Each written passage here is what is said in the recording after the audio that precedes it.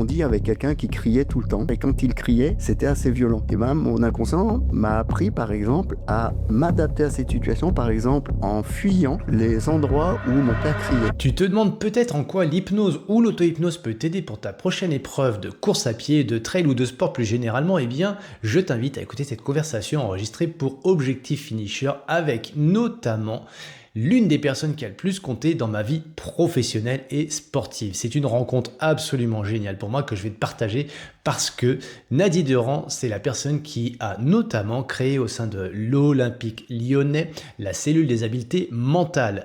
Voilà, donc l'Olympique Lyonnais pour les femmes, pour toute l'académie aussi. Donc c'est te dire si il y a un panel de connaissances et de savoir et d'expérience au travers du parcours de Nadie Durand, qui aujourd'hui m'aide et m'accompagne avec tous les experts de l'Institut Santé Mentale.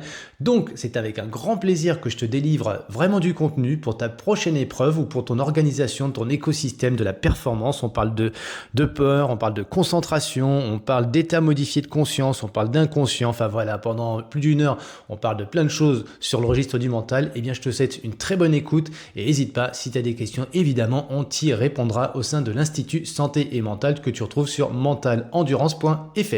Bienvenue sur ce nouvel épisode d'Objectif Finisher où, pour une fois, on va explorer ensemble un sujet qui va beaucoup vous intéresser, mais avec une personne qui n'est pas bien connue dans le monde du trail, parce qu'il a plein d'expertise dans le monde du sport, mais pas forcément dans l'endurance. Et pourtant, ça fait un certain temps qu'on travaille ensemble, qu'on collabore ensemble, au sein de l'Institut Santé Mentale notamment. Bienvenue déjà Nadie Durand. Merci. On te connaît plus dans le monde du sport collectif, du football, du rugby, où t'accompagnes. Tu peux nous dire d'ailleurs qui t'accompagne en ce moment, tiens? Alors, je travaille beaucoup avec les fédérations sportives en ce moment. Je travaille beaucoup avec les ligues régionales, les équipes des ligues régionales, alors que ce soit avec le rugby, le hand, le foot ou le basket. Pourquoi ils te sollicitent? Pour de la formation, notamment dans tout ce qui touche à la dynamique des groupes, le leadership.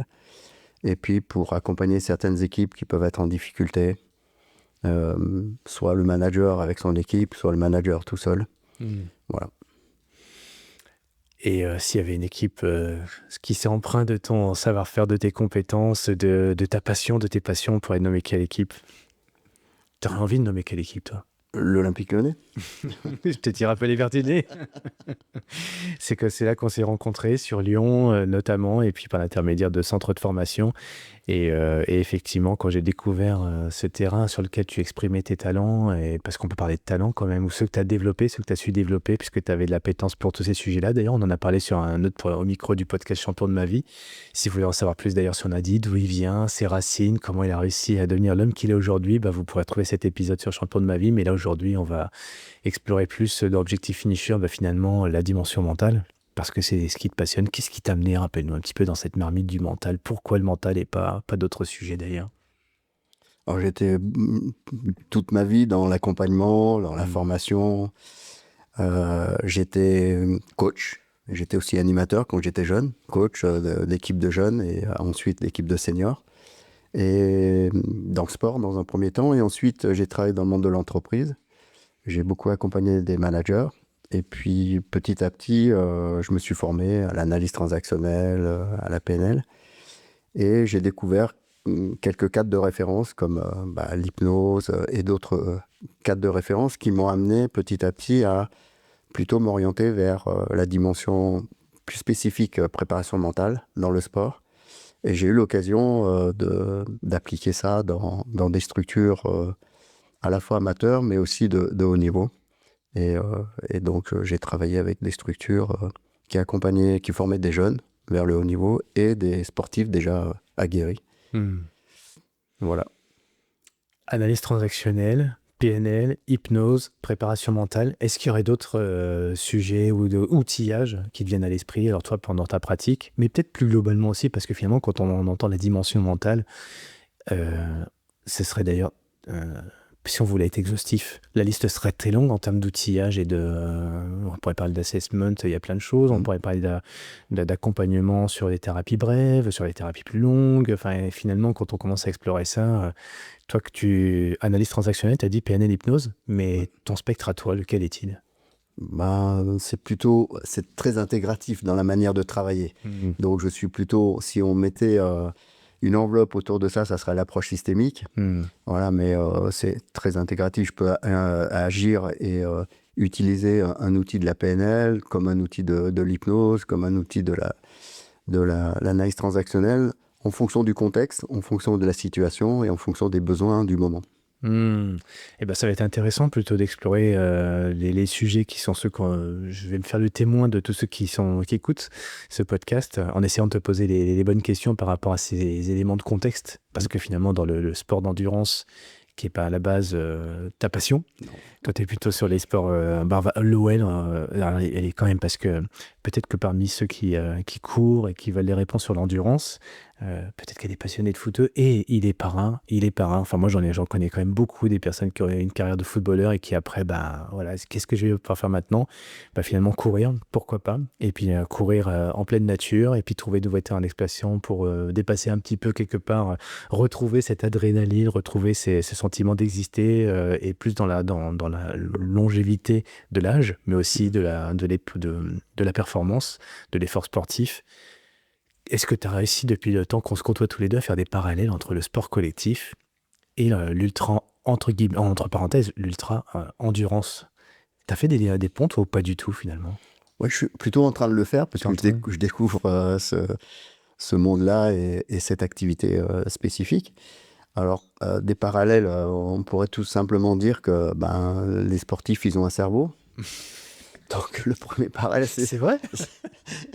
Et en fait, on peut simplement dire qu'un des paramètres de la performance se situe dans le physique, dans l'athlétique, dans la stratégie, etc., mais aussi et surtout dans la tête, c'est-à-dire dans la capacité à gérer un certain nombre de choses, notamment ses émotions, mais aussi à travailler sur la préparation de la compétition ou de l'épreuve qui va arriver. Donc, le pont, c'est déjà celui-ci. C'est tout le monde a cette capacité-là et ces ressources-là.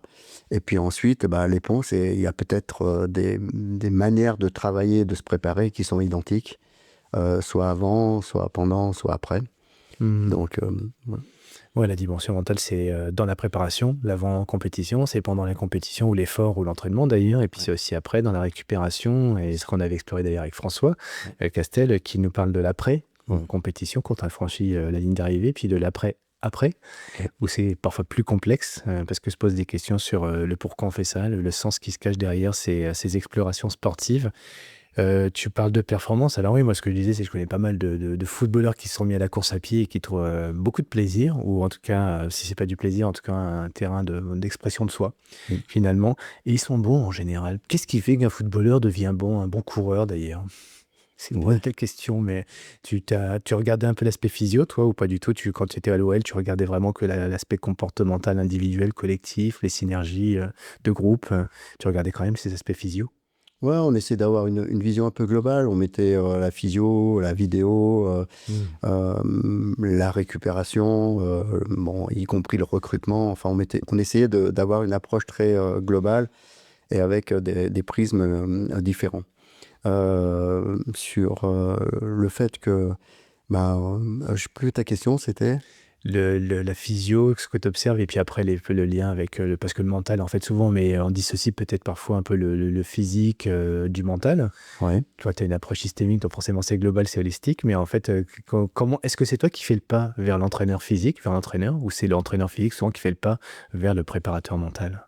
Et l'équipe, le staff? En fait, dans un staff d'équipe sportive, celui qui manage et qui pilote le tout, c'est le coach. Après, c'est à lui à créer les conditions pour que toutes les dimensions se retrouvent et s'explorent dans un contexte où on peut échanger, partager, évaluer les différents paramètres, non pas de manière dissociée, mais de manière combinée. Donc voilà, puis en fonction de... Je suis très centré là-dessus et je pense que c'est très important de s'attacher au contexte.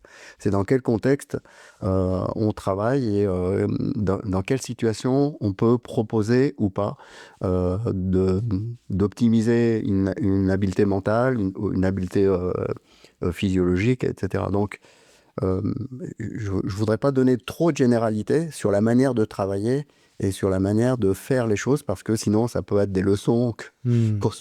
Et je suis assez réticent à donner des leçons qui pourraient se généraliser dans toutes les situations. Oui, d'ailleurs, dans le monde du trail, on pose souvent la question des trailers, mais comment tu as fait pour être le premier? Comment tu as fait pour battre le record? Comment tu as fait pour être finisher? Comment tu as fait pour développer telle habileté mentale finalement? Et je trouve qu'il y a cette intelligence globalement des coureurs de se dire, mais il n'y a pas une méthode déjà d'une, il n'y en a pas, et j'ai pas de conseils entre guillemets à donner, donc parce que finalement c'est l'intelligence de situation, de contexte, et c'est cette capacité qu'on a à évoluer physiquement et psychologiquement en fonction des événements qui arrivent, c'est ça que tu nous dis? Oui, et puis le premier paramètre à prendre en compte et qui est très différent les uns des autres, c'est la personne. C'est-à-dire que dans le contexte, il y a la personne et comment elle arrive, quelle est son histoire, quelle est son évolution, quelle est sa préparation, quelles sont ses capacités, comment elle s'est entraînée, quels sont ses objectifs, sur quoi elle peut bloquer, quelles sont ses croyances, etc. Donc déjà, la personne est un élément à analyser comme un élément du contexte et qui peut être très différent de d'autres personnes. C'est-à-dire qu'on pourrait mettre une autre personne dans ce même contexte et ça serait encore différent. Donc oui, c'est d'abord le centre, c'est la personne, et ensuite, dans quel contexte elle se situe, c'est-à-dire dans quelle situation, quelles contraintes, qu'est-ce qu'il y a autour, quel est son environnement. Bon, il y en a qui ont des parents, il y en a qui ont des entraîneurs, il y en a qui ont... ça va influencer sa capacité à performer. Quand je t'écoute et la façon dont on oriente un peu notre discussion, je pense à quelques personnes. Là, parce que c'est l'actualité, on a Sébastien Réchion qui revient de la Barclays et qui a fait ce qu'on appelle la fun run, c'est-à-dire 3 tours de cette fameuse course, pour pas dire incroyable, voire impossible à réaliser. Pourtant, certains l'ont fini. Comment ils ont fait? En fonction du contexte. Alors, les contextes, les événements de course, il y en a plein qui changent énormément. Et d'ailleurs, l'organisateur fait tout pour que ce soit jamais la même façon. À chaque fois, c'est différent.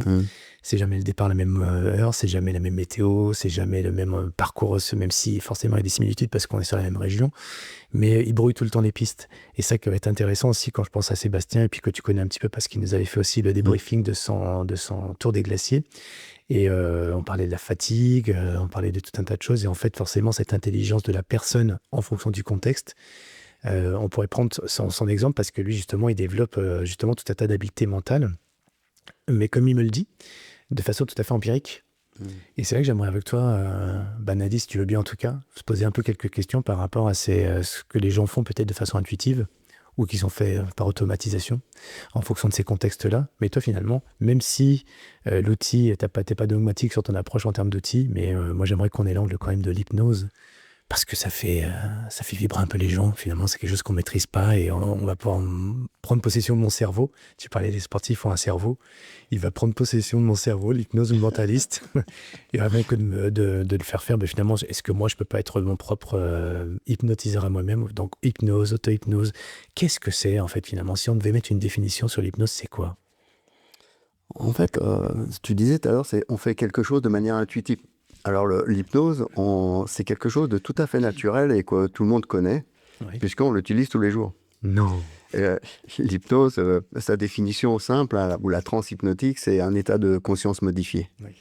Et en fait, l'état de conscience modifié, on le vit pratiquement tous les jours.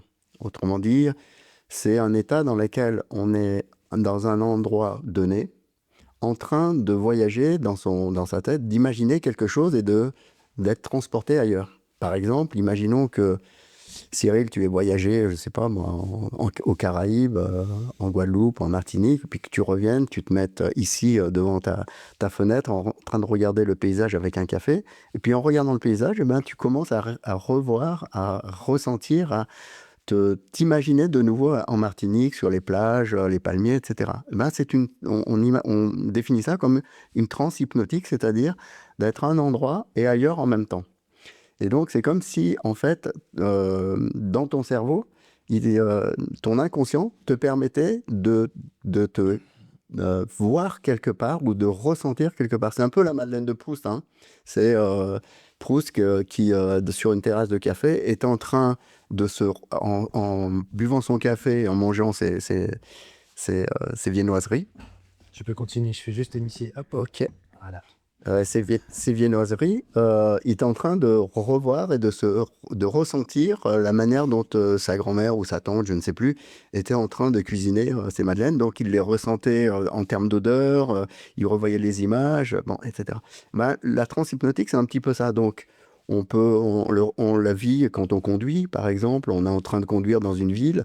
On clignote, on tourne le volant, on freine, on accélère. Et puis, on peut être aussi en train d'imaginer quelque chose, c'est-à-dire de se projeter dans la situation qui va arriver. Peut-être si on fait une conférence ou si on a vécu quelque chose avec sa compagne, on dit, tiens, elle m'a dit ça, bon, etc., etc. Donc, on peut se retrouver dans cette situation.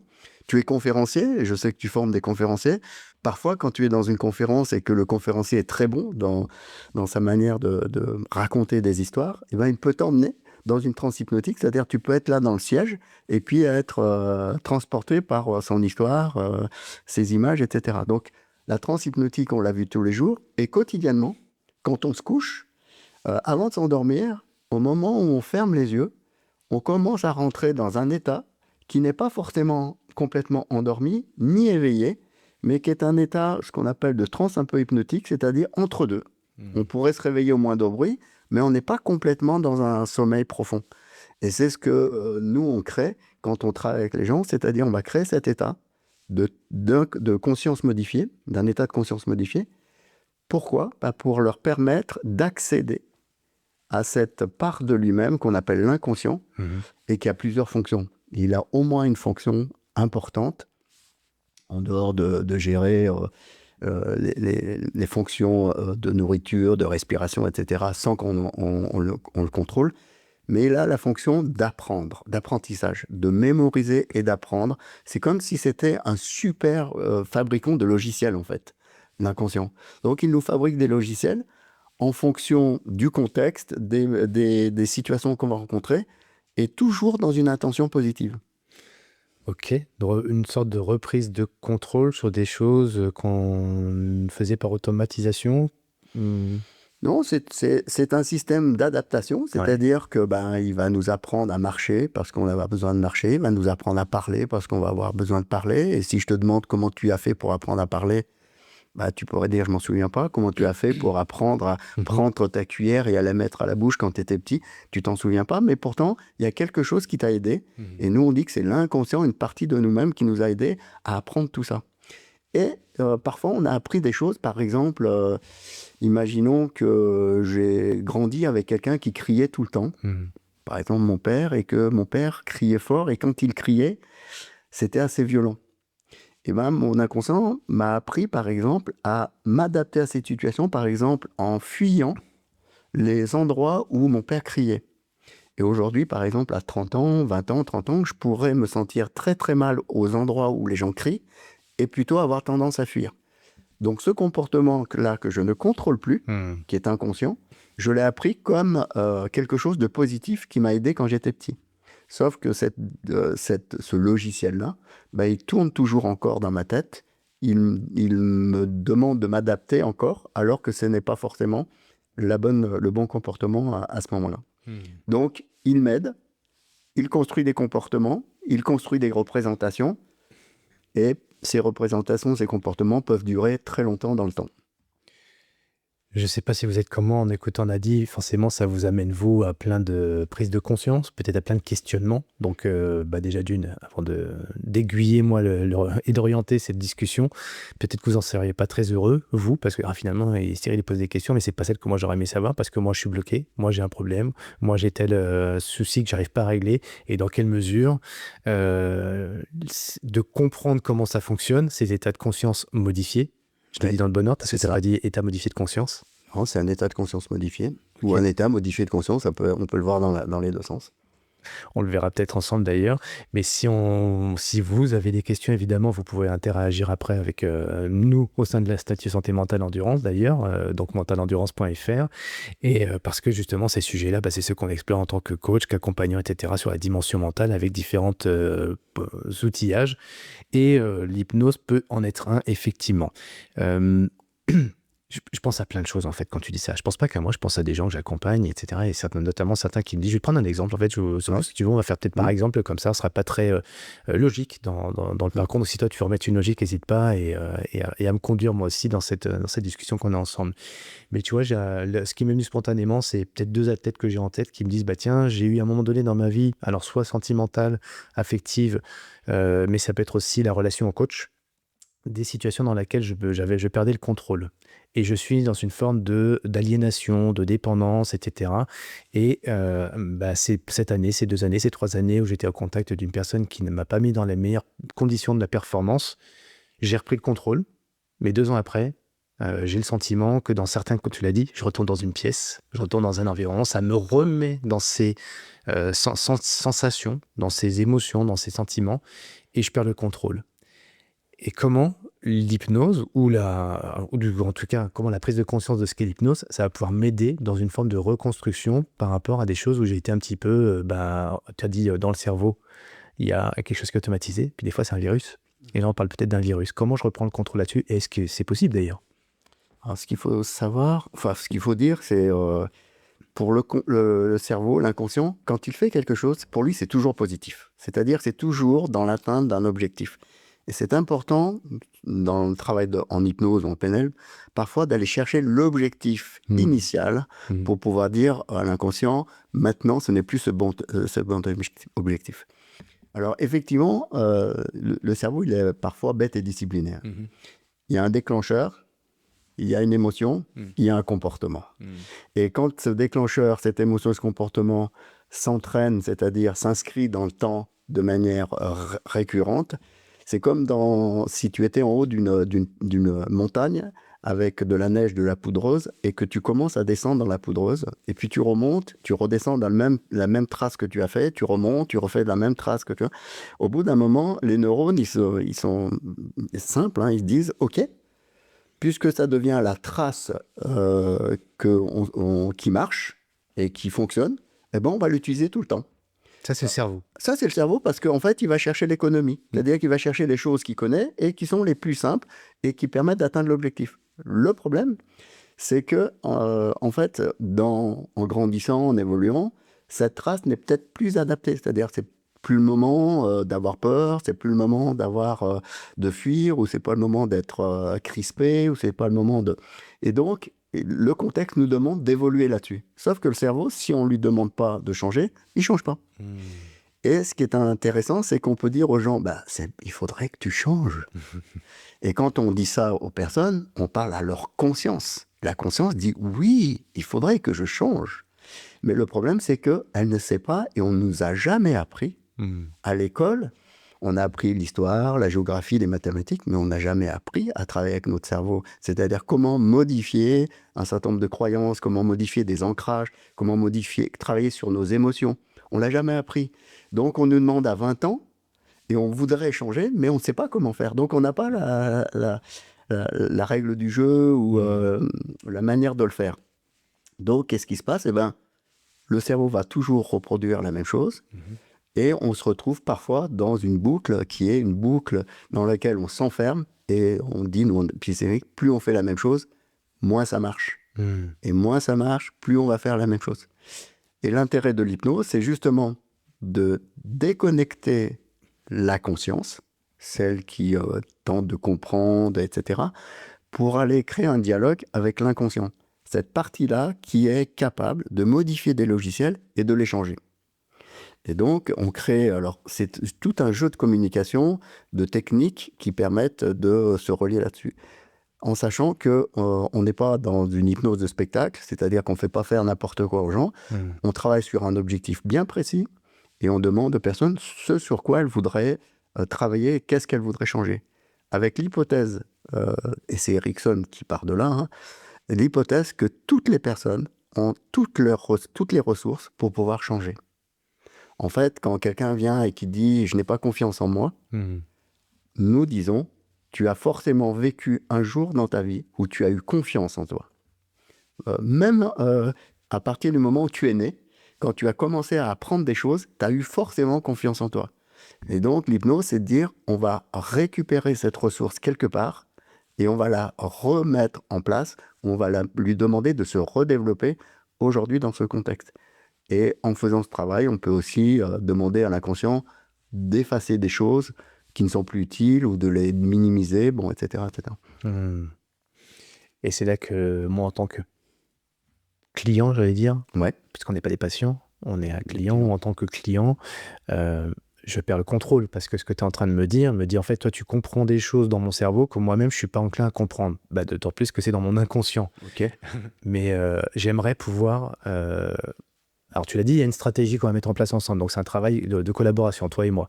Donc, ça me rassure. Je me dis, grâce à toi, je vais pouvoir aussi, pas seulement me laisser driver et être sous pilote automatique, parce qu'à un moment donné, ce que tu dis, c'est que je vais pouvoir reprendre une partie du contrôle de mon être intérieur, qui se limite peut-être pas qu'à une partie du cerveau d'ailleurs, parce que tu parlais d'émotions, tu parlais de sensations, ou c'est peut-être moi qui en ai parlé d'ailleurs, mais en fait, c'est un tout, quoi. Donc, en fait, ce serait quoi la première étape? Moi, je suis client et puis tu me dis ça, je dis ok, mais comment je dois lâcher prise? En fait, c'est pas facile. Je dois te faire confiance à toi sur ce qu'on va faire ensemble, et en même temps, je suis pas sûr du résultat. Mais en même temps, je voudrais quand même garder du contrôle là-dessus parce que si je comprends pas, bah, quelque part, ça m'échappe et puis j'y crois pas. Tu crois pas à ton truc. Donc, c'est quoi la première étape, en fait, pour s'ouvrir à cette, soit à défaut de cette dimension, au moins ce qu'on va construire ensemble? Alors, c'est intéressant ce que tu viens de dire parce qu'en même temps, tu poses la question et tu as la réponse en même temps. C'est mon inconscient, je l'ai dit en tout cas.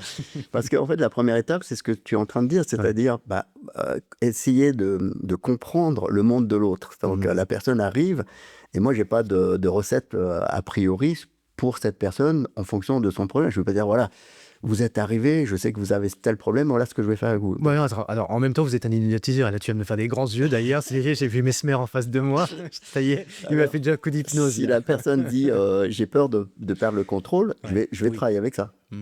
Si la personne dit j'y crois pas trop, bon, je vais travailler avec ça. Okay. Si la personne dit voilà, j'ai longtemps que j'essaye et que j'y arrive pas, je vais travailler avec ça. Donc l'idée c'est de prendre ce avec quoi la personne vient et de travailler avec la matière qu'elle apporte.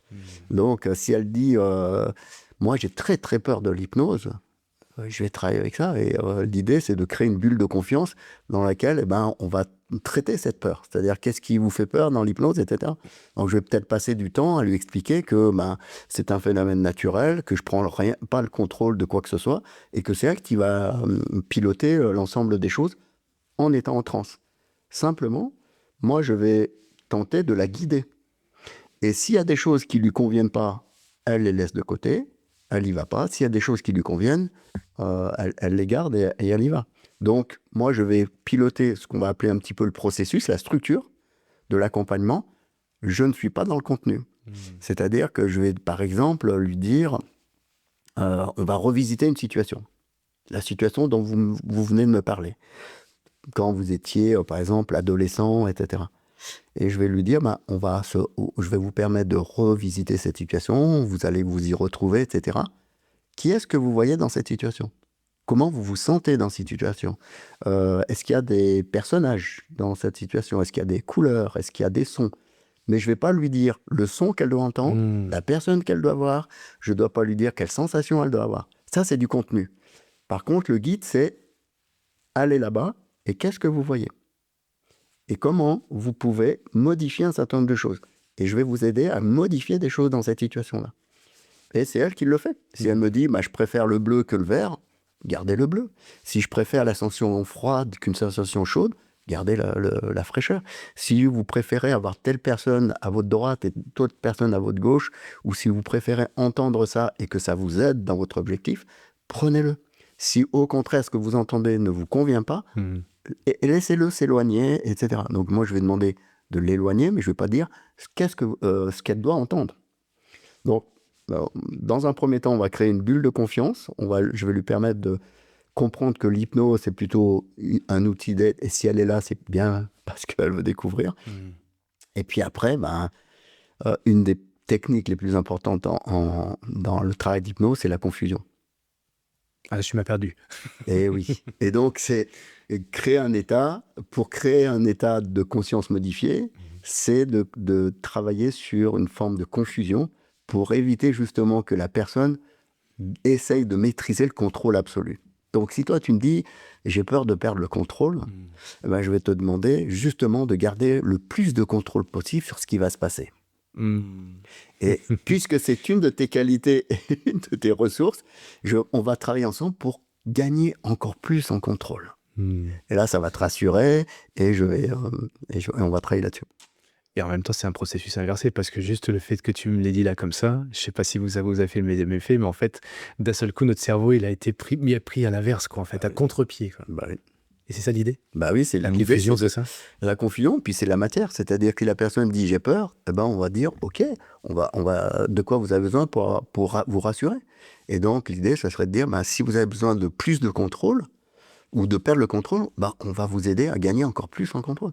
Parce qu'il y a une croyance qui est, quand on est en séance d'hypnose, c'est qu'on perd le contrôle. En fait, on pourrait voir la chose inverse, c'est plus on travaille avec des séances d'hypnose ou d'auto-hypnose, plus on gagne en contrôle. C'est vrai, c'est comme la méditation. La méditation, on peut dire on perd en contrôle de quelque chose. Non, quelqu'un qui médite souvent et qui médite beaucoup, il gagne en contrôle, et notamment en contrôle de sa respiration, de ses pensées, de ses émotions, etc. Et donc plus... Et tu vois, c'est l'induction, ça. Ouais, c'est ça. Et plus tu vas travailler en auto-hypnose, plus tu vas gagner en contrôle. Alors qu'on pourrait penser que c'est le contraire. Mais ce qui fait dire ça, c'est souvent les scènes d'hypnose de spectacle où on fait faire des choses aux gens un peu particulières, et on n'en est pas du tout là. Mais déjà, juste en t'écoutant. Quand je dis t'écoutant, c'est de façon inconsciente, c'est-à-dire qu'en fait, on écoute sans entendre, le son de ta voix, le timbre, le flow, les vibrations, la fréquence. Donc ça, c'est juste voilà, quelque chose une sonorité.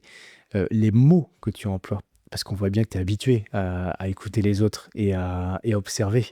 Et forcément, la restitution que tu en fais, déjà, me parle à moi, parce que tu as pris le contrôle quelque part un peu sur moi, juste par la sémantique et la voix telle qu'elle est posée.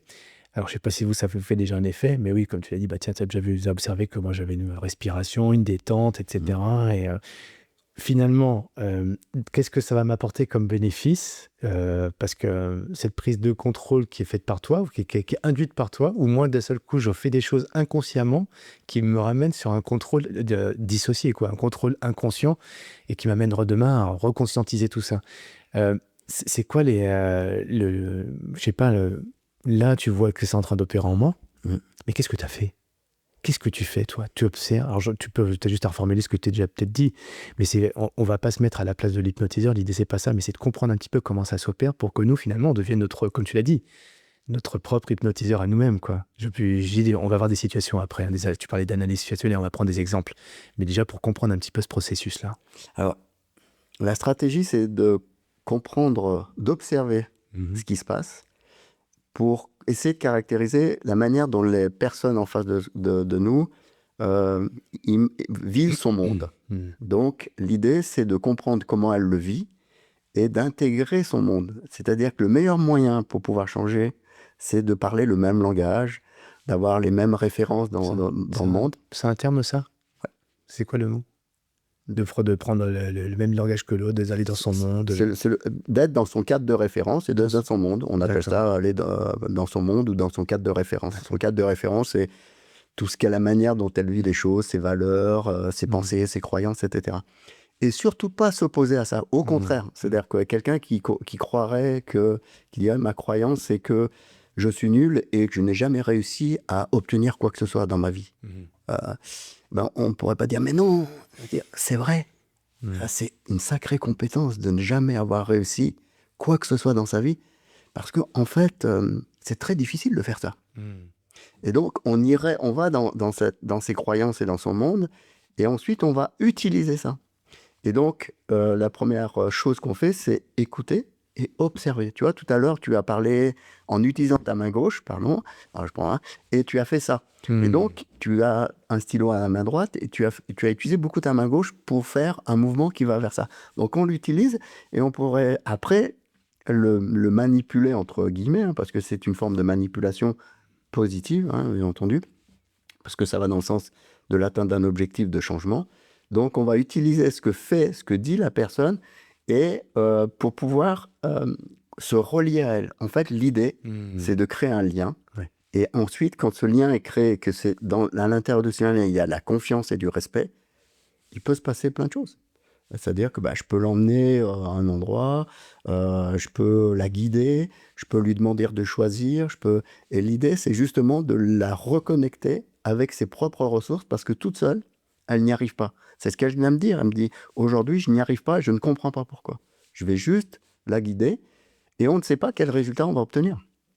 Et c'est ça qui est intéressant, parce que si on savait si ça marche ou pas, on aurait juste à faire ça, et on ne sait pas si ça marche. Et ce qui est intéressant en hypnose, c'est que des fois, les résultats peuvent être obtenus tout de suite derrière la séance, mais des fois, c'est 1 mois après, 2 mois après, et parfois, il y a des gens qui me disent c'est 6 mois après que ça s'est passé. Ouais.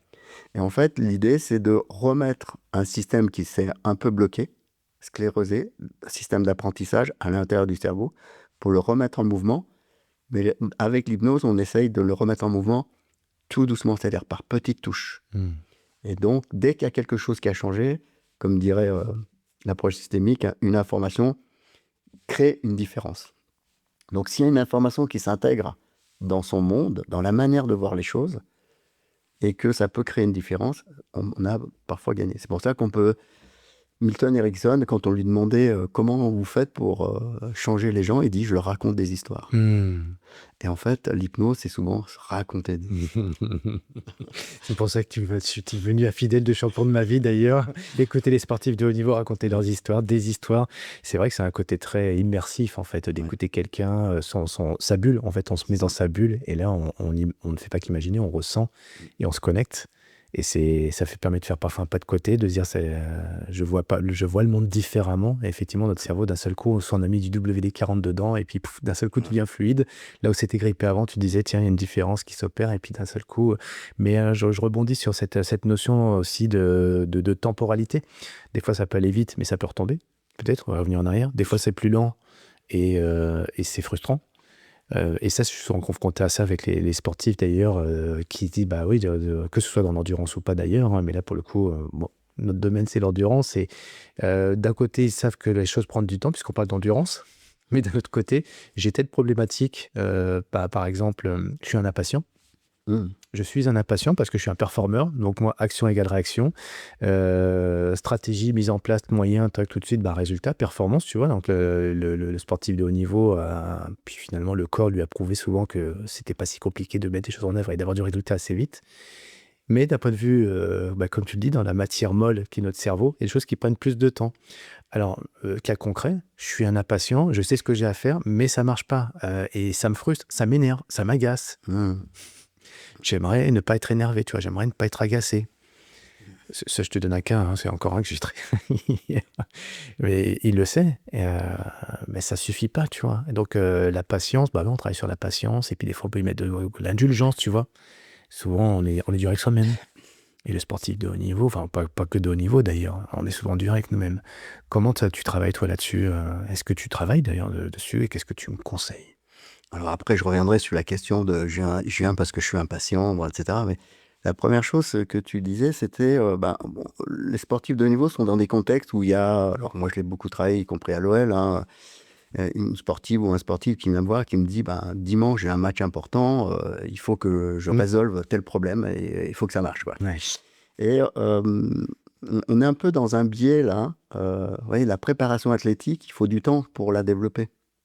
La technique, il faut du temps pour la développer. La tactique, il faut du temps pour la développer. Mais on a l'impression que le mental, il faudrait quelques heures ou quelques séances pour être super compétent. En plus, quand c'est l'hypnose, c'est bon, tu sais, voilà. En plus. Alors, ce biais-là a généré en plus sur le marché, voilà, alors, les préparateurs mentaux ne sont pas dans les staffs. Au départ, enfin, maintenant ça arrive, mais à un moment donné, il n'y en avait pas dans le staff, mais on appelait un préparateur mental au mois de février, parce que dans l'équipe, il y avait un problème, ou parce qu'un joueur avait un problème, ou parce qu'un sportif avait un problème, et donc c'est le pansement qu'on va appeler pour cacher un peu la plaie, etc. Donc, c'est en train de changer, donc il faut du temps, et c'est pour ça que moi je préconise que la dimension mentale se travaille le plus tôt possible, y compris dans la formation des joueurs et des sportifs. C'est-à-dire que dès les premières années de préparation, il y ait cette dimension psychologique et mentale qui se développe, parce que le cerveau, c'est un muscle. Et ça se construit, ça se travaille, ça s'apprend comme d'autres choses. Ensuite, sur la manière de travailler, la personne vient, elle dit je suis impatiente et je suis énervé.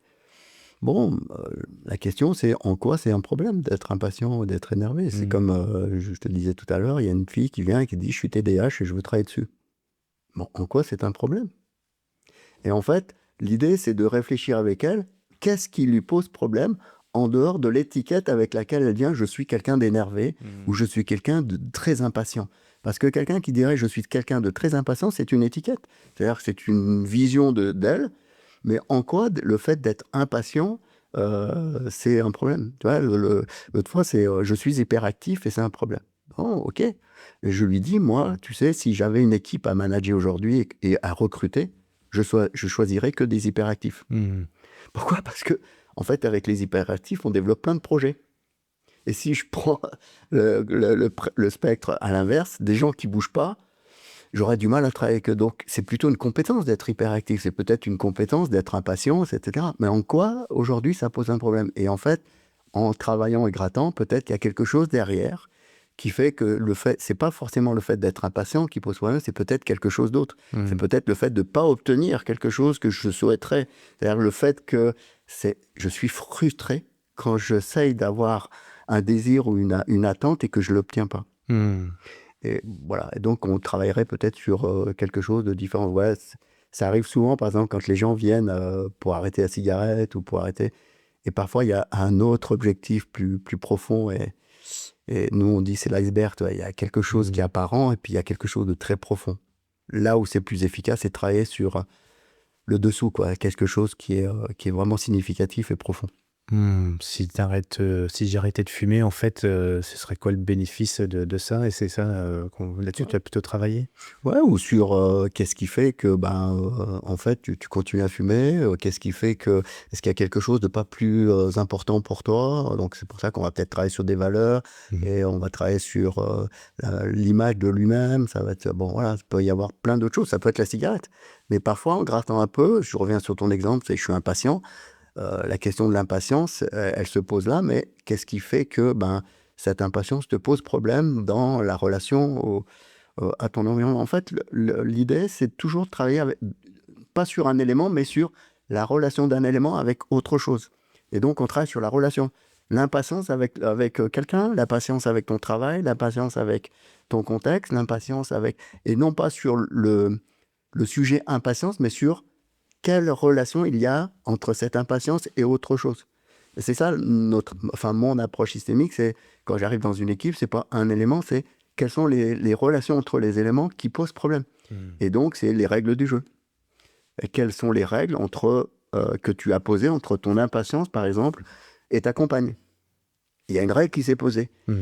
Et c'est ça qui va poser problème. C'est la règle entre vous deux et pas forcément ton impatience. Ouais. La relation. C'est ça, c'est qu'est-ce qui se passe dans la relation. Et toujours pareil dans la situation, quoi, finalement. C'est pas toi et toi seul, c'est pas toi et ton environnement, toi et l'objectif, toi et les autres. Les autres aussi. Ouais. Pour le coup, tu vois, il y a des épreuves qui nous permettent de nous détacher complètement de ça, où il n'y a pas de maîtrise. Enfin, il y a pas, si on prend cette fameuse épreuve, tu vois, la Barclay, où finalement, on ne sait pas à quelle heure on va partir, on sait pas... il y a plein de choses qui font qu'on ne maîtrise pas. Si on veut se préparer justement à l'imprévisible, voilà, et de façon plus générale, finalement, pour n'importe quelle course, on sait qu'il va y avoir des imprévus. Comment on se prépare à ça d'un point de vue mental, justement, alors que ce soit peu importe la technique, mais si on est un petit peu dans l'hypnose, je veux, moi, faire un travail. Allez, j'ai mon épreuve qui est dans un mois. Ouais. Il y a des choses qui ne sont pas prévues qui vont arriver, ça me fait chier, mais c'est comme ça.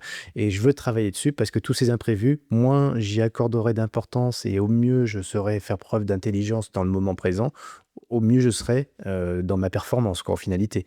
Mais ça, c'est facile en théorie. Mais en pratique, tu vois, c'est pas tout à fait ce qui se passe. Donc, qu'est-ce que tu nous suggères de faire pour préparer ça, si on est seul ou si on est avec quelqu'un qui nous accompagne d'ailleurs? Alors, pour faire ce genre d'épreuve, il faut déjà une grande capacité d'adaptation. Et la capacité d'adaptation, c'est être capable de faire face à des situations. Et ça, c'est fondamental parce que tous les sportifs le disent. C'est une posture à avoir. Oui, mais ok. Et on sait que les champions savent faire ça. Mais moi, je ne suis pas encore champion.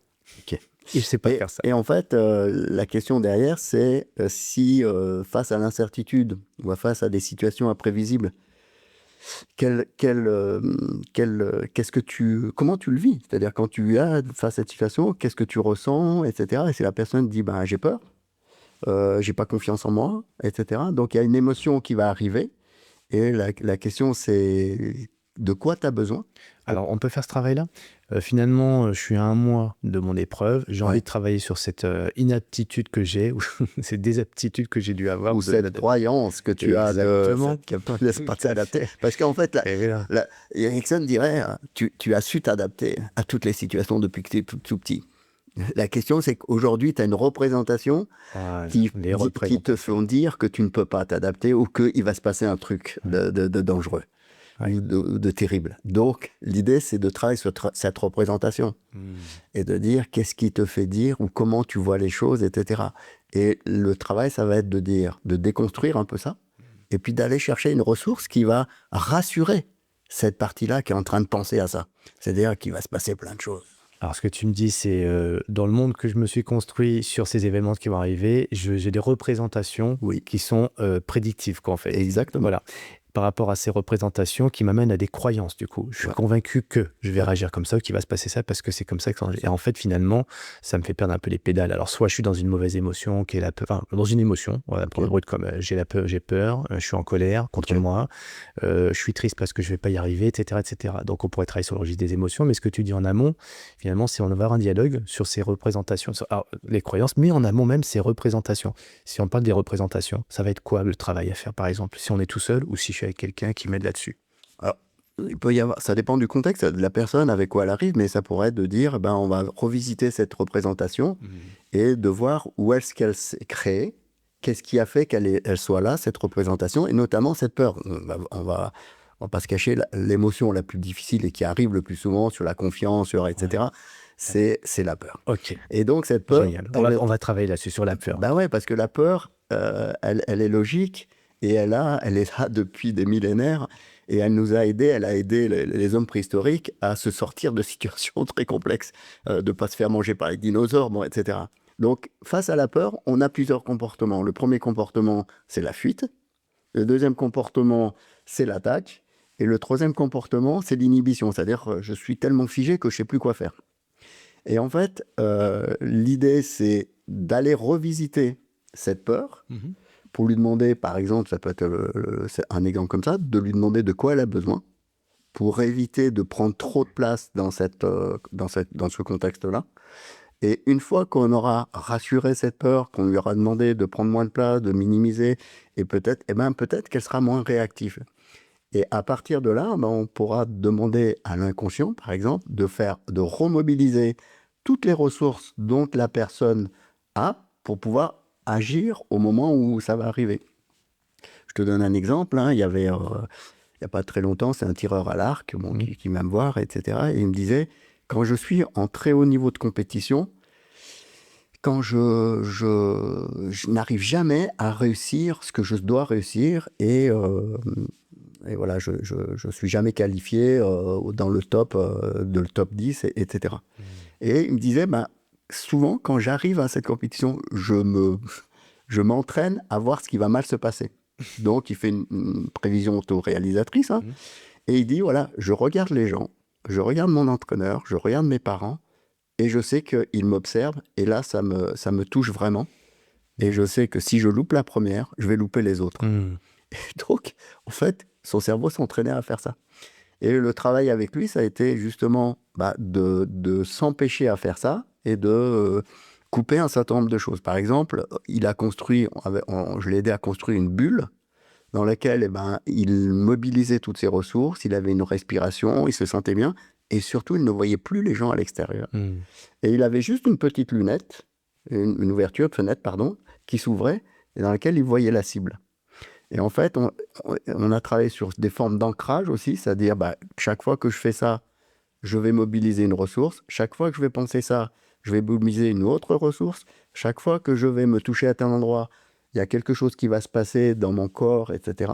Et en fait, il a repris le contrôle d'une forme d'apprentissage dans la situation. C'est-à-dire qu'il a remis en route quelque chose Alors, avec des techniques simples d'ancrage, etc. Mhm. Mais l'idée, tu parlais de contrôle, c'était de arrêter de faire ce qu'il faisait toujours, c'est-à-dire penser que ça allait mal marcher, de regarder les gens, etc. Et de reprendre le contrôle d'un processus d'apprentissage, c'est-à-dire de changement dans la situation. Et ça lui a réussi parce qu'il est venu me voir après, il m'a dit, bah oui, c'était vraiment différent. Et quand c'est différent, ça veut dire que quelque chose est en train de changer. Différence. Ouais, la différence. Et alors, je retiens quelque chose que tu as dit tout à l'heure, c'était la dissociation. Ouais. Et une des techniques importantes de l'hypnose, c'est de créer des dissociations. Se dissocier de sa peur, se dissocier de la situation, se dissocier de la croyance, se dissocier. En fait, on est tellement parfois associé à ça qu'on ne se rend pas compte de la manière dont on fonctionne. Donc l'idée, c'est de créer des moments, on va dire par exemple à la personne, tiens, imagine Cyril que tu sois là, dans ce fauteuil, et imaginons que d'à côté, il y a un autre fauteuil et que tu puisses créer un double, que tu t'assois avec ce double ici et que tu te regardes et que tu t'écoutes. Et en fait, la personne va s'entendre, va se regarder, va ressentir des choses un peu différemment et elle va prendre en conscience de ça. Ça, c'est on le fait souvent en approche systémique, c'est regarde cet objet comme ça, maintenant regarde-le d'un autre point de vue. Regarde-le maintenant avec un autre point de vue. Tiens, mets-toi derrière, regarde-le avec un autre point de vue. Et bien, on fait ça en hypnose aussi. Tiens, regarde-toi, écoute-toi. Et en fait, c'est pas toi, c'est quelqu'un d'autre qui est en train de parler. C'est toi d'avant, c'est pas le toi de C'est ça, et on le dissocie en faisant, c'est quelqu'un d'autre. Qu'est-ce que tu auras envie de lui dire? Et en fait, si on le fait dans un état de conscience modifié, quand on remet la personne en réveil, il y a quelque chose qui s'est passé, elle s'est parlé à elle-même, elle s'est peut-être dit quelque chose, elle a peut-être intégré une information importante, on ne sait pas, souvent pas quoi, mais ça peut créer du changement parce qu'on l'a aidé à se dissocier. Alors c'est là qu'intervient l'accompagnant, parce que ce que tu dis, effectivement, tu mets les personnes dans ces états-là, et ça pour le coup, je mets entre tes mains, toi Nadi, pour m'aider à sortir de cette enveloppe qui m'enferme, pour être dans une nouvelle bulle ou une nouvelle vision de moi. Ok, donc je l'ai fait dans un contexte, dans un environnement qui était le calme, la détente, et puis finalement je coupe un peu de rationalité dans mon cerveau pour aller dans un nouvel environnement qui est plus imaginaire, imaginatif. Est-ce que ce serait ma version de demain ou celle tout de suite maintenant, mais qui n'est pas moi, je m'observe moi-même. Ça dure combien de temps à peu près, ça, ce processus que tu fais pour être dans une relaxation, dans une détente, et puis laisser le schéma s'ouvrir un petit peu dans notre cerveau, que ça se déconnecte un petit peu? Il faut combien de temps pour faire ça? Là, si on sait tous les deux. Ça dépend. Ça dépend de la personne, ça dépend de ses objectifs. Ça peut prendre quelques secondes, on peut faire plusieurs minutes. Alors après, en fonction de l'habitude et de la manière, mais ça peut être très, très vite. Hein. On peut prendre... si moi, j'accompagne un sportif, je ne sais pas, moi, à la gare de Lyon, il faut que j'ai quelques secondes, quelques minutes. Si il est dans mon salon et que... On peut prendre un peu plus de temps. Une séance dure environ, en moyenne, 1 heure. Voilà. Mais des fois, quand j'étais à l'OL, avec les jeunes, des fois, les séances duraient 10 minutes. Assis-toi là, ferme les yeux, mets tes mains sur tes jambes et tu vas te concentrer sur les 5 prochaines respirations. Et à partir de maintenant, tu vas juste écouter ma voix et tu vas... Et quel était ton objectif déjà? Ah oui, mais je n'ai pas ton objectif. C'est toi qui l'as dans la tête. Donc à partir de maintenant, tu vas fermer les yeux, tu vas te concentrer sur ton objectif en respirant lentement. Voilà. Et voilà, ça va prendre quelques secondes. Mais on était dans le jeu là. Et puis sinon, ça peut prendre 1 heure. Pourquoi tu es là? C'est difficile, bon, etc. Non, mais ça dépend du contexte, ça dépend des situations et ça dépend de la manière aussi dont je peux ressentir les choses à un moment donné avec la personne. Tu as une certaine forme de douceur en parlant comme ça. Est-ce que c'est une posture aussi que nous, si tiens, je me sens pas bien, je suis pas à l'aise là tout de suite maintenant, je suis tout seul, je suis sur ma ligne de départ, le stress monte et puis ça y est, tout est là autour de moi, c'est très... Alors c'est peut-être stimulant sur les lignes de départ, mais en même temps il y a une perte de contrôle parce que tu as un truc qui est collectif et qui t'embarque dans une énergie qui n'est pas la tienne, ça te sort de ton enveloppe justement de concentration, de focus, etc. Ou bien c'est toi qui es en train de perdre les pédales parce que tu es en train de t'agiter intérieurement et puis en fait je perds le contrôle. et on sent juste qu'en mettant un peu de douceur, alors ça suffirait peut-être pas, mais un peu de diligence envers soi-même, de douceur, d'apaisement, et quelle posture on peut avoir dans ces moments-là de stress, de montée d'angoisse. Alors, d'ailleurs, Eric me corrigeait en disant stress, angoisse, anxiété, etc. Ne sont pas les mêmes mots d'ailleurs. Ouais. La peur dont tu parlais. Donc, il y a différentes niveaux, différentes compositions par rapport à ces états-là. Mais comme ça, tout de suite et maintenant, qu'est-ce que je peux m'appliquer sur moi? Je suis tout seul face à ma ligne de départ et je sens que je suis pas bien là. Je suis un peu oppressé. Alors, tu parlais de voix, je reviens là-dessus. En fait, l'hypnose utilise plusieurs techniques de communication.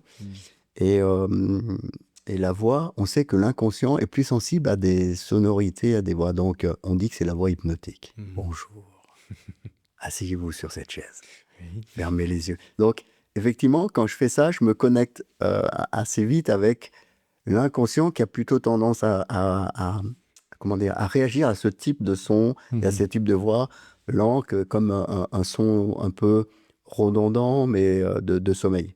Donc, voilà, la question sur qu'est-ce que je peux faire sur moi, bah, c'est comme, en fait, je reviens sur la technique, l'athlétique, etc. C'est aussi une forme d'entraînement. Quelqu'un qui ne se serait pas entraîné Ouais. à faire ça, je me rappelle, il n'y a pas très longtemps, tu m'as dit, qu'est-ce que tu peux lui conseiller à cette personne avant qu'il entre dans la scène? J'ai répondu, mais voilà, j'aurais voulu ne pas y répondre en disant, en fait, tant qu'elle ne s'est pas entraînée, la personne à faire ça, ça pourrait être un peu l'objet magique, tiens, prends ça, et puis ça va marcher. En fait, je conseillerais juste la personne, avant d'aller là-bas, de dire, entraîne-toi à certaines techniques. Et tu as parlé de quelque chose qui est pour moi très important et peut-être une des qualités, voire la qualité principale d'un sportif de haut niveau, c'est la concentration. Et de savoir maintenir cette concentration. Et quand on parle de concentration, il y a deux énergies. Il y a l'énergie de se focaliser sur quelque chose et en même temps l'énergie de gérer tous les distracteurs qui peuvent arriver. Et les distracteurs peuvent être externes, c'est-à-dire les voix, les personnes, la température, des bruits, etc. Mais peut être aussi intérieurs, ces distracteurs, c'est-à-dire toutes les pensées qui vont arriver et qui vont commencer à me désorienter ou à m'éloigner de mon objectif. Et donc, ça s'entraîne. Philippe Lachaud, qui est un des spécialistes en France de la concentration, dit que ça s'entraîne, mais dès le plus jeune âge. C'est-à-dire, on focalise, et puis on laisse la pensée s'éloigner de l'objectif, puis on ramène. Et puis on reste, et puis on ramène, jusqu'au moment où le cerveau, c'est la piste, va s'entraîner automatiquement, sans faire d'effort, à rester focus. Et je pense que les sportifs de haut niveau savent faire ça.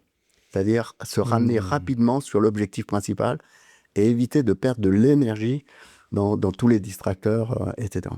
Du coup, il me vient à l'esprit un exercice que je pourrais faire au quotidien. Dès que j'ai des distracteurs, quels qu'ils soient, et aujourd'hui, on est entouré de plus en plus de distractions avec le numérique, le digital. Et ben finalement, à chaque fois que j'ai quelque chose qui dessert mon objectif quotidien, j'entraîne mon cerveau à se reconnecter sur mon objectif de la journée ou du moment. Donc, toutes ces alors, parfois, je peux choisir aussi de me laisser distraire. Ça peut être un choix. Et puis de se laisser un petit peu bercer par tout ça. Puis à un moment donné, pof, ça y est, maintenant, on retourne pendant 1 heure. Je m'entraîne, toc, à chaque fois, me remettre sur plutôt que me laisser tenter par un truc qui arrive sur mon écran ou un truc qui arrive dans la nature ou que sais-je. C'est ça l'exercice en permanence de pouvoir. C'est ça. Imagine que tu marches sur un petit sentier, alors sans courir, mais simplement marcher. Tu fais une randonnée et puis tu es dans un petit sentier, puis il y a des cailloux, c'est assez étroit. Et puis en même temps, tu commences à regarder les oiseaux, tu commences à regarder le ravin. Il y a de grandes chances que tu fasses un truc, la cheville elle parte ou que tu loupes un peu. Donc, ce qui va t'obliger à faire, c'est tu vas être concentré sur les endroits où tu vas mettre tes pieds. En fait, ça s'entraîne parce que le débutant, il va lui arriver un truc, mais celui qui est entraîné, il va faire ça. Et donc, il y a la capacité à gérer cet entraînement, cette concentration. Puis, il y a des techniques aussi qu'on appelle l'imagerie mentale, la visualisation. On a vu les JO où en haut des pistes de ski, vous avez des athlètes qui se refont la piste de ski dans leur tête, en mouvement, etc. Et ça, c'est aussi des techniques qui sont très puissantes et intéressantes, c'est-à-dire visualiser dans sa tête un certain nombre de choses. Et on sait que le cerveau, quand il s'entraîne à visualiser dans des situations réelles, des choses, il développe les compétences comme s'il le faisait en fait. Ça, c'est la meilleure des techniques. Sauf que mon cerveau me perturbe tout le temps. Ou je suis pas assez entraîné. Je me suis pas entraîné à faire cette concentration, cet effort de focus, et j'ai pas suffisamment expérimenté. Et on a pu voir aussi, d'ailleurs, pendant les JO, des athlètes qui, avant la ligne de départ, pendant les minutes d'avant, sont concentrés, mais soit sur une musique. Alors ça, c'est quelque chose qu'on a depuis longtemps, les nageurs avec leur casque sur les oreilles pour pas avoir les distractions, de regarder les autres dans la chambre d'appel, etc. Ça, c'est une technique de concentration, mais pas extérieure, par tu parles d'ancrage tout à l'heure. Est-ce que c'est ça dont on parle? Et puis, on en voit même des gens qui font du Rubik's Cube ou qui font un jeu de Sudoku, ce genre de choses. Finalement, ils ont une attention que sur ça et sur rien d'autre. Mais la question qu'on pourrait se poser, et j'aimerais voir ton regard là-dessus, c'est oui, mais tu es concentré sur un truc qui est autre chose que ce que tu as à faire derrière. Tu vois, je fais du Rubik's Cube, par exemple. Moi, j'ai pas de pensée évasive par rapport au regard des autres. Tu vois ce que tu disais tout à l'heure. Quand on fait du tir à l'arc, par exemple, le regard, la pression qu'on peut se mettre. Et est-ce que c'est mieux, dit autrement, est-ce que c'est mieux d'avoir une concentration sur quelque chose que j'ai mis en place, une stratégie, tu vois, même si elle n'est pas au service, enfin, indirectement. Elle est pas, tu vois, je suis pas ma visualisation de course parce que je visualise pas, je suis pas vraiment dans ce qui va se passer derrière. Je suis juste un truc qui est autre, mais qui me permet d'être concentré malgré tout. Donc est-ce que c'est utile? Est-ce que ça l'est pas? Comment ça se passe? Tu vas me dire, ça dépend peut-être des personnes. Je te raconte une histoire. Allez. C'est dans un petit C'est village. une technique, ça. C'est un petit village africain. Il y a des touristes français qui y vont. Et puis c'est un village qui est réputé pour fabriquer des instruments de musique. Et donc ils arrivent devant une petite cabane et ils voient un jeune fabriquer un instrument. Et souvent c'est des beaux instruments qu'il fabrique. Mais il est assis par terre, il travaille le bois, et autour de lui, il y a des dizaines, des centaines de mouches qui volent. Et les touristes le regardent et waouh, il continue à travailler. Et à la fin du travail, donc il discute avec lui, il dit, on est impressionné parce que, en fait, je ne sais pas comment vous travaillez, vous, jeune homme, avec toutes ces mouches. Et lui, il dit, depuis que je suis tout petit, mon maître m'a entraîné à me concentrer en utilisant le vol des mouches. En fait, c'est grâce aux mouches que je suis concentré. Et en fait, c'est ça que la question, c'est qu'est-ce qui va te permettre et comment tu vas t'entraîner à utiliser quelque chose. Alors ça peut être, je focalise sur quelque chose, ça peut être une sensation particulière, ça peut être je me touche, ça peut être une respiration, je respire 3 fois et ça me permet de me concentrer. Et là, c'est souvent lié au corps d'ailleurs. Ouais. Mais il y a des gens qui peuvent effectivement écouter de la musique, d'autres qui peuvent toucher quelque chose, d'autres exécuter quelque chose. Moi, je sais que parfois, quand j'ai besoin de me concentrer, je vais ancrer quelque chose, je vais mettre mes doigts comme ça et je vais poser mon regard sur quelque chose et je vais me créer comme une bulle ou un tunnel. Et en fait, tout ce qui va arriver, je ne l'entends plus ou je ne le vois plus. Et par contre, ce que je suis en train de faire va m'aider à trouver la piste. Ce que je parlais tout à l'heure de piste de ski, en fait, ça va m'aider à trouver le chemin qui va m'aider à être le plus concentré possible. Chacun va travailler avec son truc et s'entraîner. Sur les réseaux sociaux, on avait vu, il y avait une vidéo qui passait sur Djokovic, je ne sais pas si vous l'aviez déjà vu, et Djokovic, avant une séance, je ne sais pas si c'était un match, etc., était à un endroit et il faisait des mouvements avec ses yeux, avec ses mains, et certainement qu'il travaillait sur une forme de visualisation, mais aussi de concentration, parce qu'à la fin de la vidéo, il dessine une fenêtre et il pointe son doigt dans cette fenêtre. Personne ne le voyait, il pensait que personne ne le voyait. Et en fait, c'était sa capacité aussi à dire, il y a un objectif, et je vais aller dans cet objectif-là. Certainement, c'est la manière dont on peut l'interpréter. L'idée, c'est qu'est-ce qui est plutôt facile pour la personne. Et c'est pour ça que, par exemple, en hypnose, en PNL, on va aussi observer la personne pour savoir si elle est plutôt kinesthésique, visuelle ou auditive. C'est-à-dire que si c'est une visuelle, on va plutôt travailler sur des éléments visuels qui vont faciliter. Kinesthésique, si c'est une kinesthésie, c'est-à-dire sur le corps, sur les sensations, ou auditif si la personne est plutôt auditive sur les sons, etc. Ou on peut combiner les 2 ou 3 sens, c'est possible. Une petite Madeleine de Proust. Exactement. Exactement.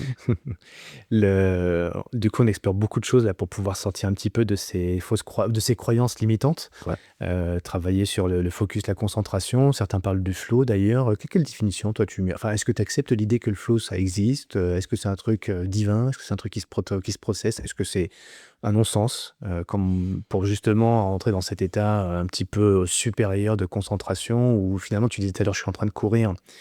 Si je suis pas focus sur ce qui se passe, bah, je risque de m'éparpiller puis de faire une cheville ou de pas mettre le pied au bon endroit.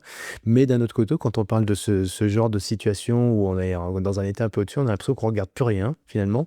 On est tellement concentré qu'on ne voit rien, on ne ressent rien, et cetera. Les choses sont automatisées. Est-ce que c'est ça le flow? Est-ce que ça existe vraiment? Comment ça se passe? Comment ça se produit? Et est-ce que ça dure d'ailleurs?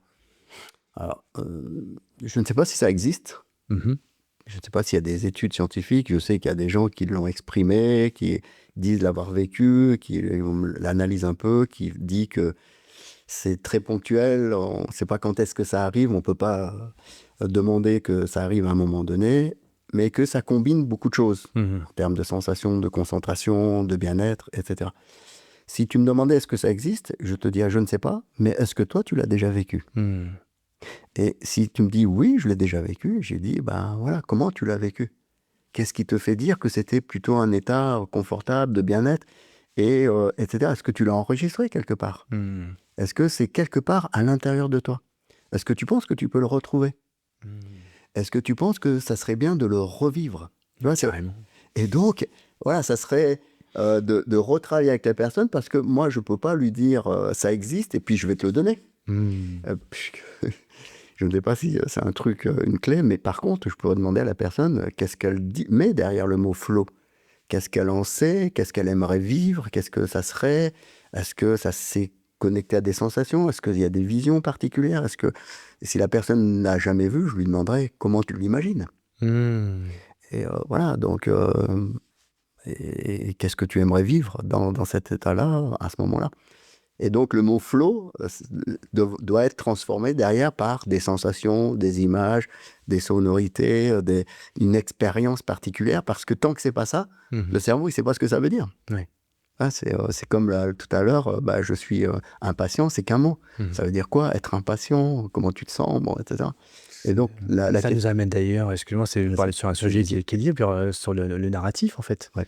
Parce que finalement, les mots que toi t'emploies, moi je les ai entendus d'une autre façon, et moi ce que j'exprime avec mon vocabulaire qui est peut-être pas très garni, pas très fourni, et c'est pas évident justement de mettre des bons mots, de bien verbaliser les choses qu'on peut ressentir. Alors justement, comme tu disais à l'école, quand même, on a appris le français. Ouais. Le dictionnaire. Mm. J'ai pas le sentiment qu'à l'époque, j'étais en même connaissance des mots que j'ai découverts quand j'ai commencé à expérimenter le mental et toutes ces dimensions. Où là, finalement, il y a un vocabulaire qui est beaucoup plus riche, qu'on n'exploite quasiment pas dans le verbalisation de tous les jours avec les gens. Et finalement, quand j'introduis des mots comme ça, et alors ça peut être dans une relation de couple, Mm. ça peut être dans la performance, etc. Bon, on va aller dans quelque chose de beaucoup plus fin, on va aller beaucoup plus loin, je trouve. Et finalement, est-ce qu'il y a un travail à faire là-dessus pour justement aller exprimer les choses, mettre du vocabulaire sur des choses, finalement, on ne sait pas mettre les bons mots sur des bonnes sensations? Tu travailles dessus aussi? Alors, le premier outil qu'on a, c'est le questionnement. Oui. Je pense que c'est le premier, peut-être le plus important. Comment tu vois les choses? Comment tu te sens?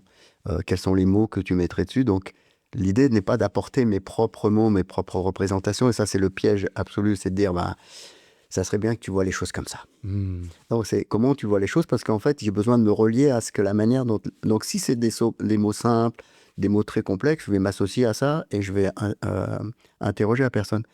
Et puis, tout à l'heure, je disais, Milton Erickson dit « je raconte des histoires ». Et en fait, il y a un outil très puissant qu'on appelle la métaphore ou l'analogie. Et en fait, tu vois, si j'avais un module à proposer à tous les éducateurs sportifs, les préparateurs mentaux, les coachs, c'est la métaphore. Mmh. Savoir construire des métaphores. Parce que c'est un outil tellement puissant, et notamment avec des jeunes. Tu vois, quelqu'un qui viendrait et qui dirait « j'ai un problème ». Le jeune qui a déjà un problème, et il a tellement entendu souvent qu'on lui dise « mais arrête, ne fais pas ça comme ça », etc. Il n'a pas besoin de venir me voir pour entendre ça. Par contre, si je lui dis « tiens, tu me fais penser à une histoire. Tu veux que je te raconte une histoire? Tu vas être super intéressante. Ça va pas durer longtemps. » Cette histoire, c'est l'histoire d'un monsieur qui, etc., etc. Et en fait, dans la métaphore, je vais amener des éléments qui, lui posent problème. Donc, ces éléments de contexte, quelques éléments, mais qui sont finement posés dans la métaphore, dans l'histoire. Et en même temps, je vais lui proposer d'écouter l'histoire en voyant quelles sont les pistes possibles de changement ou d'évolution. Et en fait, les mots vont être des mots que lui va utiliser ou qu'il va m'apporter et que je vais réutiliser dans cette histoire-là. Donc oui, la question des mots est importante parce qu'on dit souvent un mot peut changer une vie, hein, dans un sens ou dans l'autre. Hein. Et l'idée, c'est de savoir bien choisir ses mots. Et en même temps, le plus important, c'est de prendre les mots de la personne. C'est-à-dire, comment tu définis le flow, toi? C'est quoi le flow derrière? C'est un rayon magique. Ah! Et comment tu vois le rayon? Est-ce qu'il est grand? Est-ce qu'il est petit? Est-ce qu'il est bleu? Est-ce qu'il est dans ton ventre? Est-ce que tu l'as déjà vécu dans ton... Ouais, il n'est pas dans mon ventre, il est dans mes jambes. Hein, dans tes deux jambes. Le flow est dans mes deux jambes. Et en même temps, ce rayon est connecté à mon cerveau. Ah! Ok, par quoi il est connecté? Tu vois, je vais utiliser ce que va m'amener la personne. Donc ouais, la stratégie, c'est plutôt le questionnement et comment tu vois, comment tu sens, comment tu entends les choses. Je le vois bien, je le sens bien. Et je t'entends bien, en tout cas.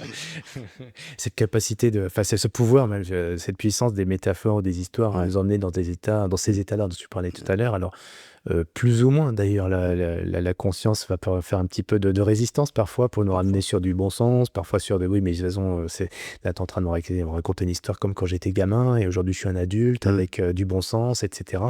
Et je me rappelle comme si c'était hier, et je pense que j'en souviendrai toute ma vie d'un grand basketteur, c'est un euphémisme, qui est un grand enfant, puisque c'est Meredith Uwunu, et qui nous racontait son histoire de Peter Pan. Un adulte, c'est un enfant, c'est quelqu'un qui laisse vivre l'expression de ses rêves d'enfant dans un corps d'adulte, et avec un cerveau d'adulte et un cœur d'adulte, mais ne pas oublier en fait le cœur d'enfant qu'on était, et finalement de vivre ses rêves.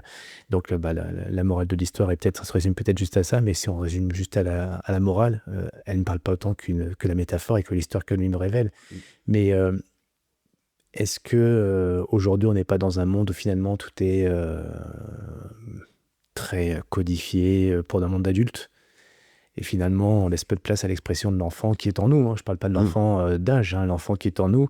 Et d'ailleurs, on m'a souvent dit, moi, et c'est vrai, je le prenais mal avant, ce qui n'est plus le cas aujourd'hui. D'ailleurs, quand on passe à un certain cap, je sais passer la quarantaine ou la cinquantaine, on est content qu'on nous dise que t'es un gamin, ou tu es amoureux comme un enfant. Et c'est vrai qu'on a des fois, on peut dire, tu as une attitude d'enfant, et on peut mal le prendre. Qu'en fait, tu as des rêves d'enfant, tu as des mots d'enfant. Dans le monde dans lequel on vit aujourd'hui, je trouve que c'est une connotation, et finalement, faut remettre un masque, quoi. Faut oublier tout ça, quoi. Et en fait, on s'interdit un petit peu à ça, moi, je trouve. Alors là, pour le coup, c'est très subjectif ce que je suis en train de dire. C'est un jugement même, donc c'est pas très bien de ma part. Mais est-ce que tu as un regard là-dessus, toi, par rapport à l'évolution dans le monde dans lequel on vit, où aujourd'hui, il faudrait qu'on sourit moins, je trouve. Pareil, je trouve que les choses sont de plus en plus sérieuses, et puis on a peur tu parlais de la peur. On regarde les médias, c'est assez anxiogène, forcément. Donc par rapport à ça, on ne peut pas avoir une attitude d'enfant, il faut être responsable, il faut être adulte. Quel est le meilleur conseil que tu peux me donner à moi qui parfois oublie un petit peu finalement d'être plus spontané, ou de faire confiance à son instinct, à son intuition, à son inconscient, là où aujourd'hui on rationalise tout et tout est maîtrisé, tout est sous contrôle, et il faut tout sécuriser, quoi. Alors, il y a beaucoup de choses sur l'enfant intérieur, le monde dans lequel on vit. Ouais. Tu prends ce que tu veux. Hein. Tu as parlé de masque. Je vais commencer par le masque. C'est Carl Jung, il dit on a tous une persona. La persona, c'est le masque que nous portons dans le public. C'est la manière dont on veut que les gens nous voient. Le masque, c'était les Romains ou les Grecs qui montaient sur scène et qui mettaient un masque à la fois pour symboliser le personnage et en même temps pour faire porter leur voix, parce que le masque leur permettait de faire porter leur voix. Et Carl Jung, il dit, derrière le masque, il y a plusieurs choses, et il y a deux choses. La première, c'est l'ego, et il y a l'ombre. Et en fait, Carl Jung dit, ce qui peut poser problème, c'est qu'on s'identifie à son masque. Et qu'il n'y ait plus d'alignement entre le masque et l'ego ou les parts d'ombre.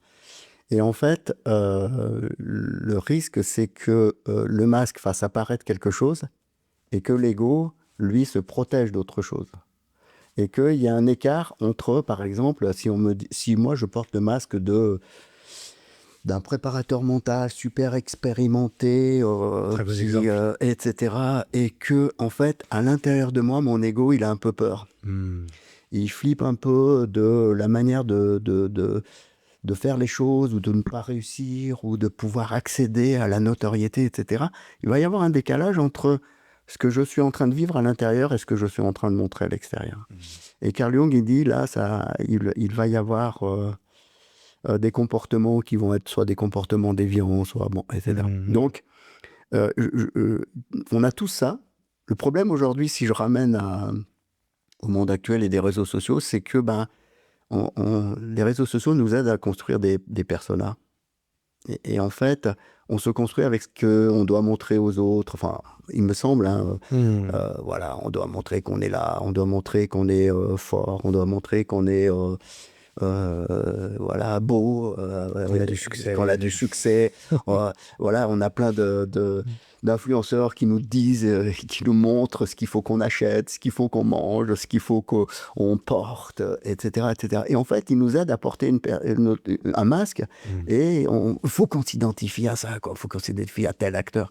Le problème, c'est tant qu'on n'a pas fait un travail intérieur d'alignement, de réassurance et de confiance en soi, ça peut poser problème. Et là, je reviens à l'enfant intérieur. Et en fait, en hypnose, on dit qu'on a tous un enfant intérieur. Et c'est intéressant parce que moi, j'ai beaucoup travaillé sur le développement des jeunes sportifs de haut niveau. Pour moi, un jeune sportif de haut niveau a commencé, dans son enfance, à avoir un rêve. Pour la plupart. Je ne dis pas que c'est généralisé, mais ils ont tous eu un rêve de quelque chose. Et ce rêve est connecté à un objet. Un ballon, une raquette, un instrument de musique, la cuisine. Bon, il y a quelque chose qui les relie à ça. Et en fait, ce rêve et cette vocation-là, elle va se construire et va les aider. C'est comme si il avait une petite flamme à l'intérieur qui va les accompagner toute la vie. J'y vais même jusqu'à les aider à être résilients à un moment donné quand ils vont vivre potentiellement des choses difficiles. Et parfois, on les aide à se reconnecter à ça, à ce moment-là ou à cette énergie-là pour pouvoir les accompagner dans leur situation à un moment donné d'adultes sportifs de haut niveau. Et donc oui, ce qui est intéressant, c'est de ne pas l'oublier, cet enfant intérieur, parce que c'est celui qui est créatif, c'est celui qui est imaginatif, c'est celui qui a de l'énergie, c'est celui qui est intuitif, c'est celui qui aime apprendre en prenant des risques. Voilà. Et donc parfois, dans notre éducation, notre société, on a tendance à l'oublier. Et j'ai toujours été étonné par cette expérience-là qui a été faite dans des écoles. Ils ont donné un trombone à des enfants d'école primaire. Ils ont dit, qu'est-ce que vous pouvez faire avec ce trombone ? Ils l'ont donné à des écoles secondaires. Ils ont dit, qu'est-ce que vous pouvez faire avec ce trombone ? Et ils l'ont donné à des universitaires et à des adultes. Ils se sont rendus compte qu'à la fin, celui qui a imaginé le plus de choses, c'est les enfants des écoles primaires. Et donc, voilà, si on a besoin de sortir un peu du cadre, d'inventer un peu des choses, d'ouvrir des champs des possibles, parfois, il faut se reconnecter à cet enfant intérieur. C'est intéressant. Donc, tu disais de l'avoir, etc. Le risque, c'est qu'il domine tout. Dans une relation parfois professionnelle d'adulte, l'enfant n'a pas besoin d'être là. C'est l'adulte qui a besoin d'être là. Donc, l'idée, c'est de trouver un équilibre, comme on dirait en analyse transactionnelle. Le parent, l'enfant, l'adulte et l'enfant, c'est de pouvoir être fluide dans ces 3 états du moi et dans ces 3 références en équilibre et de pouvoir l'ajuster en fonction du contexte et des besoins. Voilà. Et de temps en temps, il y a besoin de se reconnecter avec son enfant libre pour pouvoir trouver les ressources. Ça fait pas mal de références partagées au cours de cette petite exploration, parce qu'on pourrait y rester effectivement des heures. Tu as parlé de Carl Jung, tu as parlé d'Erikson, tu as parlé après de concepts, on pourra le systémiser avec Berne, analyse transactionnelle. Si on le relie ça sur... allez, ça va être compliqué ma question et la réponse peut-être encore plus, parce que choisir, c'est préférer, et pas renoncer. Si on devait, par exemple, quelqu'un qui qui va avoir peur, puisqu'on a parlé plutôt d'une émotion voilà, qui est invasive et qui peut altérer l'énergie grandement, c'est la peur. Je veux mieux me reconnecter avec qui je suis profondément, peut-être mon enfant, tu vois, parce que c'est une course qui m'attend, c'est rien finalement, donc je suis là pour jouer. Je suis là pour laisser justement jaillir en moi cette énergie de l'enfant qui veut vivre cette expérience, quitte à la vivre bien, autant la finir, c'est pas plus mal aussi. Mais voilà, si tu as pour référence peut-être à partager qui te vient à l'esprit, alors c'est très très vague du coup, mais pour mieux apprivoiser sa peur ou mieux se connecter avec, peut-être d'ailleurs me l'accueillir, un petit bouquin comme ça, assez vulgarisé, tu penses à des choses? Tu me prends un peu. Ouais, je suis désolé. Alors, Parce que nous, nos références, dans le trail, on va avoir des bouquins de trail, tu vois. ouais.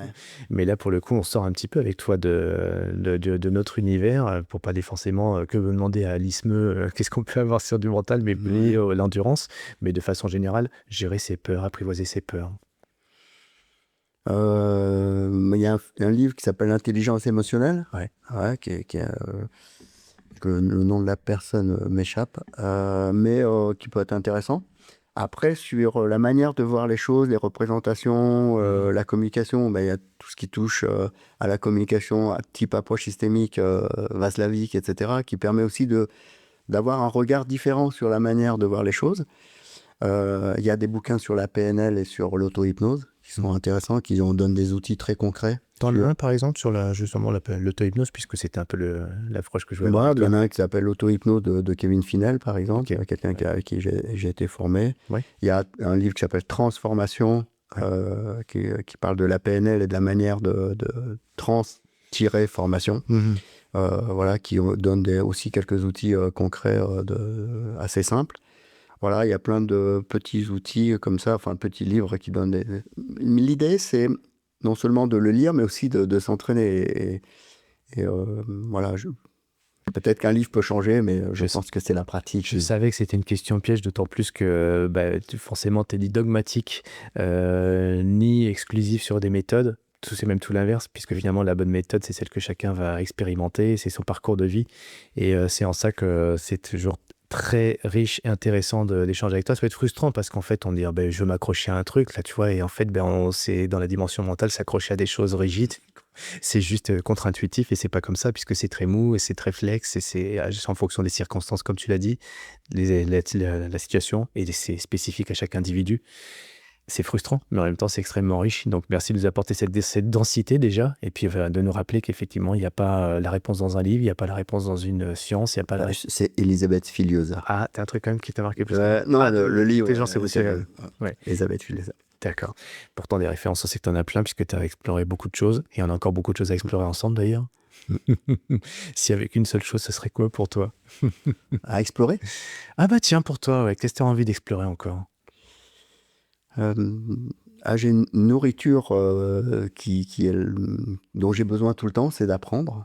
Donc j'aime bien apprendre. Tu vois, tu parlais tout à l'heure de l'endurance. C'est un domaine que je connais peu, mais que je commence à découvrir. Je suis très intéressé à apprendre auprès des athlètes, auprès des personnes comme toi sur cette activité-là. Donc mon kiff, entre guillemets, c'est d'apprendre. Et en fait, si je donnais un conseil à toute personne, c'est continuer à vous remettre en question et à continuer à apprendre. Voilà, et je pense que peut-être que nos dirigeants aujourd'hui auraient besoin de continuer à se remettre en question et à apprendre. Je sais que je sais rien, c'est déjà pas mal, ouais. C'est peut-être même beaucoup d'ailleurs. En tout cas, ouais, finalement, s'il y avait qu'une seule chose sur la ligne de départ, c'est de dire finalement tout ce qu'on a construit avant, c'est là maintenant qu'on va expérimenter, qu'on va avant, et il y a encore plein de choses à découvrir pendant le parcours, et c'est peut-être pour ça qu'on court d'ailleurs. Ouais. Ouais, c'est pas... Et ben on vous laisse là-dessus pour aller découvrir encore de nouveaux puits de science ou de nouvelles recherches, de nouvelles explorations. Et c'est vrai que je sais pas si c'est vrai, mais en tout cas, souvent on fait la réflexion dans le trail ou dans l'ultra, il y a des choses qu'on va explorer, qu'on va découvrir quand on pas dans d'autres dimensions. Bon, heureusement, il n'y a pas que le trail dans la vie, mais c'est vrai que c'est peut-être l'école de la vie, une des écoles de la vie. Donc soyez studieux. Merci Cyril.